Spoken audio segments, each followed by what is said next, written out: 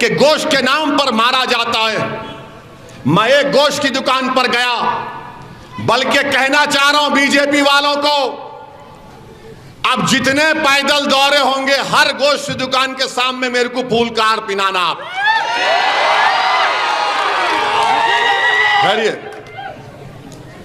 गोश्त की दुकान है, कारोबार कर रहा हूं। कुरैश ब्रादरी वाले, उनका बरसों उनका वही है कारोबार। नहीं, आप वहां जाके बोले रेहान बीफ शॉप मुबारक, अरे क्या है उसमें? मैं इडली की दुकान पे जाके इडली डोसा वड़ा खाया। इडली जिंदाबाद बोले तो तकलीफ नहीं आपको, वड़ा जिंदाबाद बोलूं, डोसा जिंदाबाद बोले तो तकलीफ नहीं है आपको। अरे यही तो बताना चाह रहा हूं, ये मुल्क डोसा, इडली, वड़ा, बिरयानी, कल्याणी बिरयानी, चिकन बिरयानी, हलीम सबों का है। कर्ड राइस खाते लोग। यही तो भारत की खूबसूरती है, यही तो मुल्क की खूबसूरती है। और जो खाना चाहता खा ले, बासुअर भी खाते खाओ, मगर आपको सिर्फ यही नजर आता। अच्छा, बात गोश्त की निकली। इलेक्ट्रल बॉन्ड मालूम क्या है आपको? इलेक्ट्रल बॉन्ड सुने? इलेक्ट्रल बॉन्ड यह है कि एक बड़ी कंपनी होती है जो सियासी पार्टियों को पैसे देती, डिमांड ड्राफ्ट समझिए। एक अलाना एक कंपनी है मेदक जहीराबाद में, उन्होंने नरेंद्र मोदी को 10 करोड़ रुपए दिए। बीफ की कंपनी है, एक्सपोर्ट करते हैं, 10 करोड़ नरेंद्र मोदी को दिए, 1.5 करोड़ उद्धव ठाकरे को दिए। और हम एक बीफ की गरीब की दुकान पे मैं गया तो आसमान सर पे उठा लिए।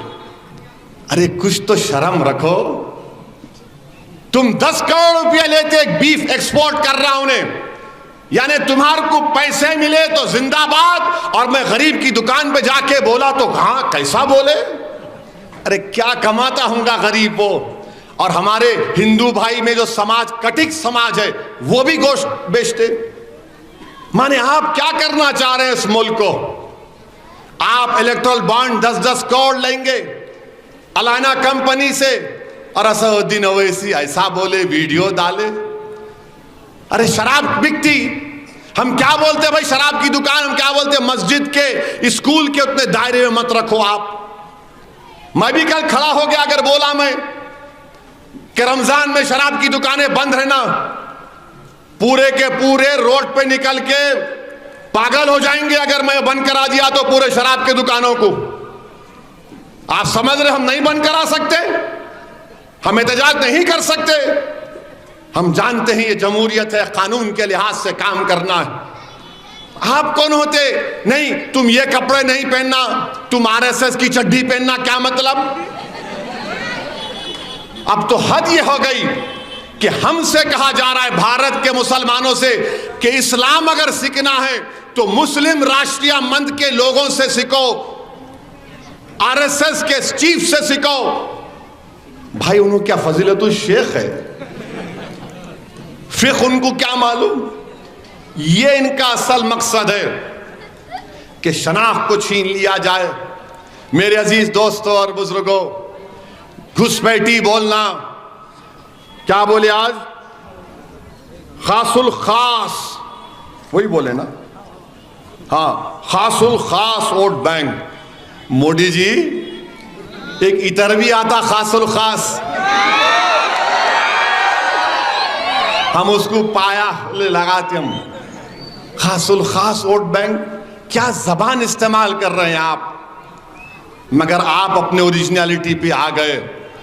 आप बता दिए कि आप हीरो नहीं हैं, आप बता दिए कि आपका असली चेहरा यही है।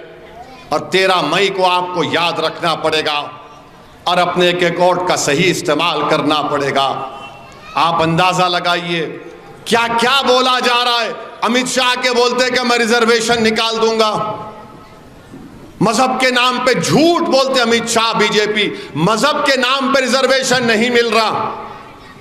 आर्टिकल 15 और 16 में समाजी और तालीमी पसमानदगी की बुनियाद पर सुप्रीम कोर्ट ने दिया है, और मुसलमानों को नहीं, मुसलमानों में जो जात बरादरी है कृष्णन की रिपोर्ट है, एक एंथ्रोपोलॉजिस्ट बोलते हैं अंग्रेजी में, उन्होंने रिपोर्ट बनाई थी। उसके बावजूद भी बोलते नहीं। क्यों? क्योंकि बीजेपी आरएसएस इस बात को पसंद नहीं करती। मोदी को नफरत है अगर कोई बच्चा तेलंगाना का, आंध्रा का डॉक्टर बन रहा है जिसका नाम असदुद्दीन ओवैसी है, कोई इंजीनियर बन रहा है, नफरत है। कोई पुलिस कांस्टेबल में रिजर्वेशन से कांस्टेबल बन रहा है, नफरत है। कोई टीचर बन रहा है, नफरत है। कोई डीएसपी बन रहा है, नफरत है। कोई आरडीओ बन रहा है, एमआरओ बन रहा है, नफरत है। कोई नर्स बन रहा है, नफरत है। माने ये कुछ नहीं करना तो क्या करना? हम नहीं, पंक्चर की दुकान पे तुम बैठना। अरे नहीं, मेरे बाप दादा पंक्चर की दुकान पर बैठे होंगे, मगर आज उनका बच्चा डॉक्टर भी बनेगा, इंजीनियर भी बनेगा, ताकतवर बनेगा इंशाअल्लाह ताला। और ये लोग, और ये मुखालिफीन मजलिस बोलते, मजलिस क्या करी? प्यारे, चंद्रायन गुट्टा में अकबरुद्दीन ओवैसी ने टेमरिस का स्कूल कायम किया। उस टेमरिस के स्कूल में 30 बच्चे इंजीनियरिंग के JEE, माने अपना एमसेट का इंजीनियरिंग से सबसे बड़ा होता है, JEE में क्वालिफाई हुए। गरीबों के बच्चे, ऑटो वालों के बच्चे, पंक्चर की दुकान पर बैठने वालों के बच्चे, गरीबों के बच्चे कामयाब हुए। ये मजलिस ने काम किया। इनको नफरत है इन चीजों से। ये क्या हो रहा है? ये इनकलाब क्यों बर्पा किया जा रहा है? अरे मैं नहीं रहूंगा, तुम नहीं रहोगे। जब ये बच्चे काबिल हो जाएंगे, हमारी सबसे बड़ी दौलत क्या है? तालीम याफ्ता हमारे बच्चे।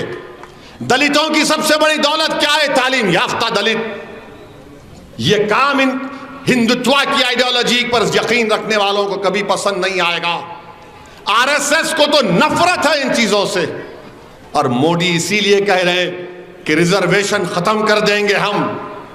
आप अंदाजा नहीं लगा सकते कितने बच्चों को मेडिकल कॉलेज में नीट क्वालिफाई करने के बाद मिलता है, उनको इंजीनियरिंग MBA MCA में मिलता है।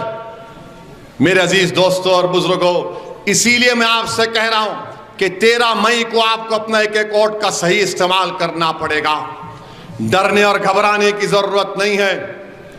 बहुत से लोग आएंगे, पतंग को काट देंगे। मैं भी पतंग पिलाया सो हूं। या तो हम पतंग को ढील से वो दूसरे की पतंग काटते, या खींच से, या तीसरा तरीका क्या होता, काटने के बाद अत्ते मार लेते। समझे ना? अत्ते मार लिए तो क्या होता? फिर क्या होता? मेरी पतंग मेरे पास, दूसरे की पतंग